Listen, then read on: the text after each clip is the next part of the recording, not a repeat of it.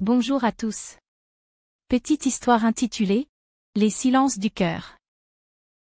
Chapitre 2 – Les barrières. Les premiers jours furent d'une douceur inattendue.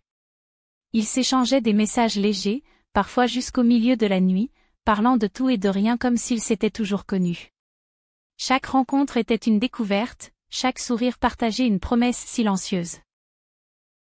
Elle se surprenait à attendre ses appels, à guetter ses réponses, et cela la rendait à la fois euphorique et terrifiée. Car plus elle s'attachait, plus sa peur grandissait, et si tout cela n'était qu'une illusion, une façade destinée à la piéger? Son cœur s'élançait, mais son esprit, lui, construisait déjà les murs pour l'enfermer à nouveau. Il semblait pourtant sincère. Il faisait preuve d'une patience infinie, ne forçant jamais ses confidences, respectant ses silences comme si chaque mot devait venir d'elle. Il riait de ses hésitations, lui faisait découvrir de nouveaux lieux, lui tendait la main quand elle voulait reculer. Mais dans son esprit en alerte, ses gestes simples devenaient suspects. Trop parfaits pour être vrais. Chaque gentillesse lui paraissait calculée, chaque attention un piège déguisé. Elle souriait en façade, mais dans ses pensées, elle se demandait déjà: quand va-t-il montrer son vrai visage? Cette méfiance se transforma bientôt en poison. Elle analysait le moindre mot, la moindre intonation, cherchant dans ses phrases la faille qui prouverait ses doutes.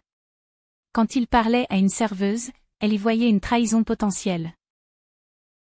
Quand il ne répondait pas immédiatement à ses messages, elle s'imaginait déjà abandonnée. Ses blessures d'autrefois prenaient le contrôle, étouffant peu à peu la lumière fragile qu'il essayait de faire briller.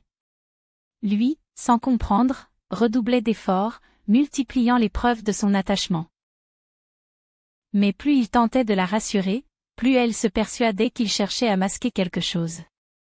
Un soir, alors qu'il lui proposait un dîner romantique, son angoisse éclata en une dispute brutale. Elle l'accusa de vouloir la manipuler, de préparer une trahison qu'elle refusait de subir encore une fois. Ses mots furent durs, déformés par la peur. Il resta silencieux, blessé, incapable de comprendre comment un simple geste pouvait engendrer autant de haine. Dans un dernier élan de panique, elle décida de rompre net, sans explication réelle.